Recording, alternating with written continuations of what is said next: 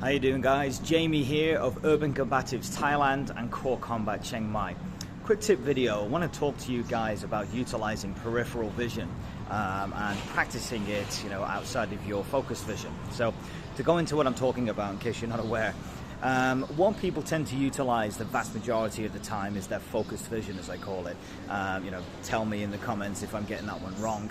But what I mean by that is it's that sharp clarity of vision that you use to read when you're talking to someone, watching TV or whatever.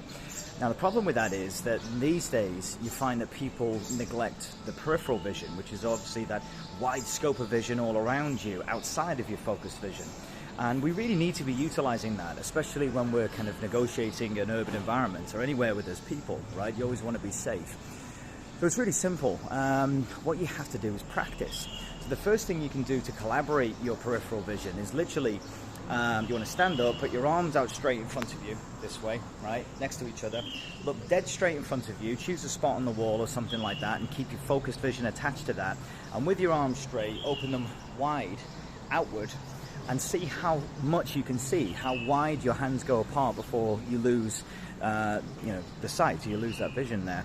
And you might be quite surprised. You might also want to do it one hand on top of the other, and you go up and down as well, right? So you collaborate that scope of vision too. Now, why is this important? Well, if I'm talking to the guys I help train, like the fighters, right, boxers, kickboxers, MMA guys, I always tell them to keep their focused vision onto a point of the body, usually around sternum or solar plexus level if it's kickboxing or MMA, and a bit higher, maybe around neck level if it's boxing, Western boxing.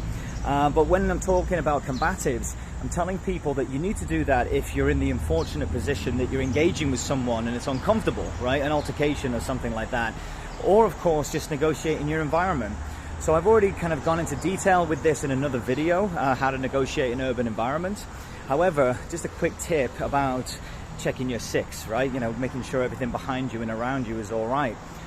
Sometimes what people will do, because they rely on their focused vision too much, the movements are a little bit too obvious, and they have to keep recalibrating their focused vision to see what's going on around them, which is no good, really. You want to be able to see everything that's going on quite calmly and not make a big kind of physical spectacle about it. So to give you an example, if I want to see what's behind me and I'm using my focused vision, I need to really crank my neck.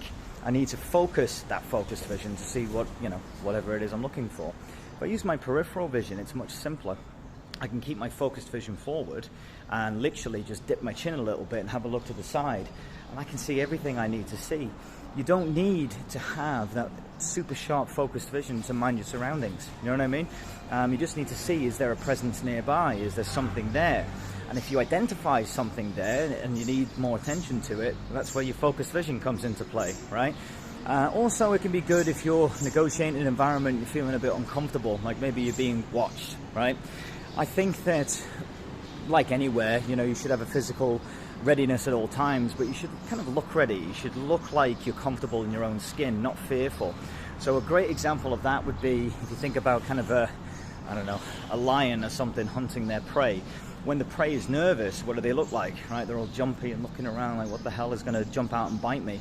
But if you have a look at a predator, they're very focused, their movement is purposeful.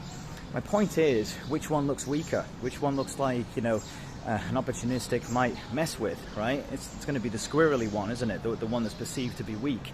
So sometimes you just want to be able to be purposeful with your movements and not too jumpy. So again, looking over the shoulder, it's nice and comfortable. You see, I can see everything that's going on, and it's not too obvious. So I'm not going to stick out too far. Plus, I don't look afraid. I'm not like, can keep my eye on what's going on very easily. Anyhow, I said quick tip, but that's 4 minutes already, so that's me. Let me know if you've got any questions on this stuff, guys. I'm always happy to open up debate on these things and discussion, and all ears to hear suggestions too. So drop me a comment or drop me a message. Thanks, guys.